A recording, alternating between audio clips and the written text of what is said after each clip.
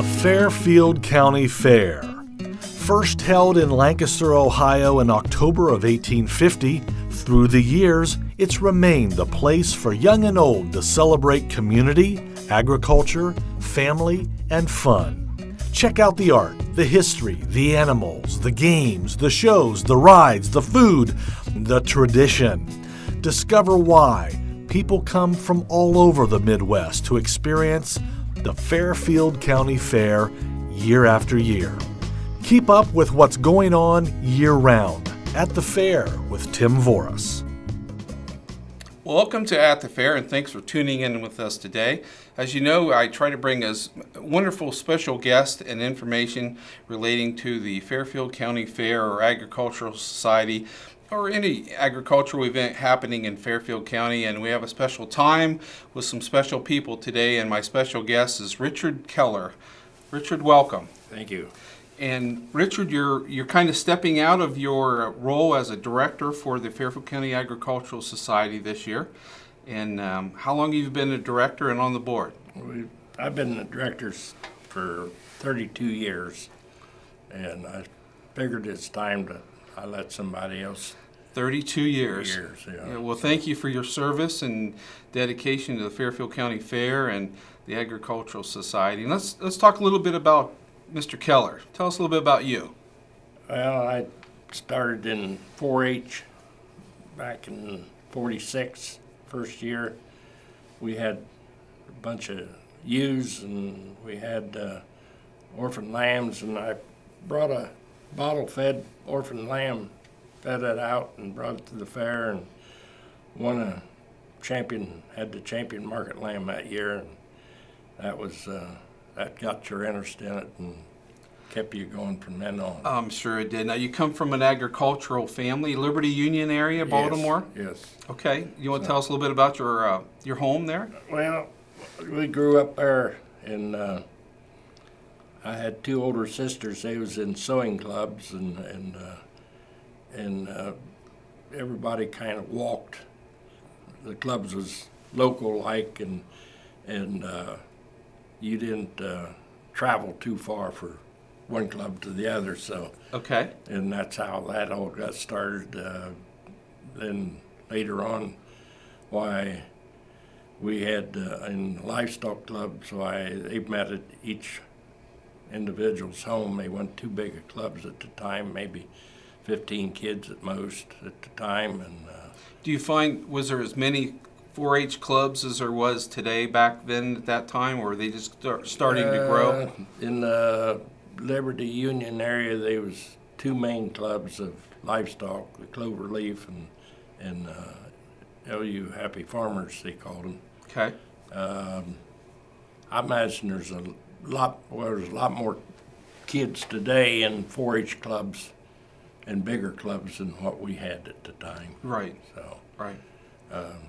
So you had a champion lamb, blue ribbon winner at the Fairfield County Fair. And what year would have that been? 46. 1946. And that kind of started your interest in the agricultural 4-H? Yep, that got your interest real quick in that. So I had enough money then to buy a steer, and I showed steers after that. And in 50, I started with a dairy heifer, or a beef heifer, and that's how we got our livestock or beef herd started back then. Okay. And we still got beef cattle today we work with. So okay. All right. It's been an occupation then from then on. Sure, So. sure. Now, you're a two-time president of the Fair Board. Right. Tell me a little bit about that role and some things that you have seen as a director and a president. We run it every 2 years generally. As president, as you come on the board, when your time comes up, then you run your 2 years. I happened to be on there when Bob Dole was running for president, and he was coming to our fair, and I got to meet with the sheriffs, the city police, and everything, and security from the Washington that come out to be there. Sure, and set everything up. And the first day we hadn't decided yet where we was going to have let him come on the grounds. The two guys that come from Washington, they stood out real good, but then when they found out that we was going to let him come, you wouldn't tell him from any of the fairgoers there. So they looked like a regular Fairfield County fairgoer guy. That's the way they looked in from that time on. But it was interesting getting the grounds ready, what we had to do. Had to cancel a few things, but we thought it was worth for the fair, and they brought people in from outside the fair area to see through it and everything, get it all set up, and that was very interesting too. Okay. But it didn't interfere with our fair too much. We pretty well knew what we wanted to do and how we wanted to handle it. That's when we started with off fairground parking and started busing people in from other parking Which areas. works today. I mean, we still use it out at the River Valley Mall. They'll get on a bus and come out there and things like that good. that come about that you work with and see that you need to do something more different for. Okay. And that worked out very good. Well, good. Buildings today. You've seen a lot of buildings been established at the fairgrounds in your time. Yes, there's been, I can't remember how many new buildings we've got, larger buildings that hold livestock for a lot bigger numbers, nicer show rings. It used to be everybody wanted to get in on a hog show. They had to try to get there early in the morning to get a seat, and now we've tried to have plenty of seating for everybody, and you can come in and sit and get up and go and get something to eat or whatever. And come back and enjoy the show. You're not all crammed in some small place, but it's we've tried to do a lot of seating, even on the grounds with benches and things like that, because as you get older, you want to sit down and rest, and if there's a bench here, you'll sit, and the grandkid can go on a little bit, and then you can catch up with him a little bit later. So and I really didn't realize some of the behind the scenes things that happen at the fair and the director's involvement, because each director is kind of responsible for an area within the fair or have some kind of oversight into that. And this year I went over and I was able to buy a couple pies and I think a cake at the bake sale auction at the art hall. So and you are a director over the fresh food, or that's food for the home, we call it. Food for the home. When I first came on the board, I was in the dairy, and in the last 10, 12 years, we've been with the food for the home, and that consists of the pies, the cakes, candies, canned goods, breads. Then on Monday night, we have an auction of just the first place pies and cakes and plate of candy and things like that won first place, and we have the auction then for the exhibitors. So for our viewers out here, these are products that if you bake a cake at home or a pie and you bring it to the fair and you have a list of ingredients you have to bring with you of what's in it. Yeah. And then you have a group of judges that judge those. We have somewhere around 7 or 8, maybe more judges. And we don't let them judge the same thing year after year, other than the lady that does our canned goods, but you can't open the cans anyhow. But pies and cakes, we have probably 7 or 8 judges judging that, and we switch them around every year, so the same judges, and then we get new judges several years after they've judged several years. We get newer ones and they're biggest part of them from out of the county.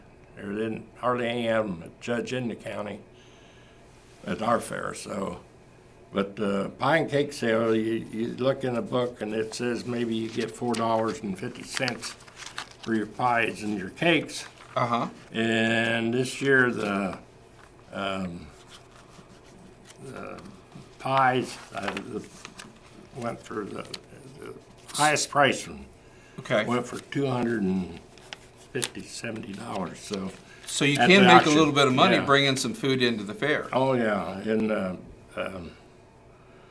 the cakes was it went for $195 for first place. First place, $195. And So that's good money. if you're looking to bake a cake out there, viewers, and want to bring it to the Fairfield County Fair, Yes. stop in. We'll get you signed up, and they have an auction, and you may do very well depending on what you're going to submit. Yeah. Now, behind every good man is a good woman. Yes. And you always have a good woman behind you when I stop up to the art hall and see you. You want to talk or share a little bit about your lovely wife? My wife Melanie, she had when after we was married and our boys got started, she made wedding cakes for people around the community, and then she got judging. She was had a 4-H club with Mrs. I can't remember, Groves, Mrs. Groves, Russell Groves. Okay. And they worked with the young kids, and then Mrs. Groves showed up to State Fair, so she got Melanie showing up to State Fair too. Okay. So then after that, she got judging up at State Fair. So for a number of years, she'd judge up there, and that was very interesting because they do all this judging now, generally 3 or 4 days before the fair ever starts up there. Okay. And it was. Now we judge our fair on. Do we judge our pies and cakes on Sunday? They bring them in on Saturday and Sunday evening. They have to be in on 8 o'clock Sunday evening. By 8 o'clock Sunday evening. And then they start judging at 8 o'clock Monday morning. Okay. And then the sales Monday evening. So this coming fair, if you're interested in somebody buying, or not necessarily buying, because you can't go to Kroger's and buy something and bring it, but if you bring in what you've made, Yeah. we want you to come and get registered at the fair office. Yeah, you make your entries out ahead of time, and before the entries close, and Okay. then you bring your product in right before the fair, and then it's judged, and then it's sold that evening. Okay, great. Excuse me. And we sell, it looked like there were several pies and cakes. Ideas of what you sell through there? We had, this year we had 96 pies 96 pies. total that showed, and we only pulled the first place ones out of that, and we had 118 cakes.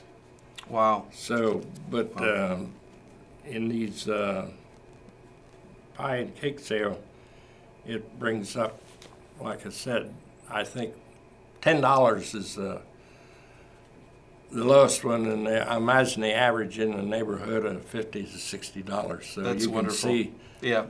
all the different varieties. Not every pie is everybody's favorite, so Sure. Sure. but your competition is very good. I think we had 19. This year, we always have a president's pie or cake or whatever he wants, and this year he had a zucchini bread. That's wonderful. That's Just wonderful. to be different. Just to be different, yeah. And it brought, I think, $25, $30 for a zucchini bread. Okay. That's great. Yeah. That's great. Well, Richard, it is a pleasure to have you, and thanks for stopping in today. Another blue ribbon winner for the Fairfield County Fair, director, longtime board member of the Fairfield County Agricultural Society, Richard Keller. Thank you again for your service, sir, and for your dedication to Fairfield County. Thanks again for tuning in to At the Fair. I want to say thanks to JT and the gang at Fairfield Christian Academy for always helping and supplying this wonderful program presented to you at the fair, and we'll look forward to seeing you on the next program.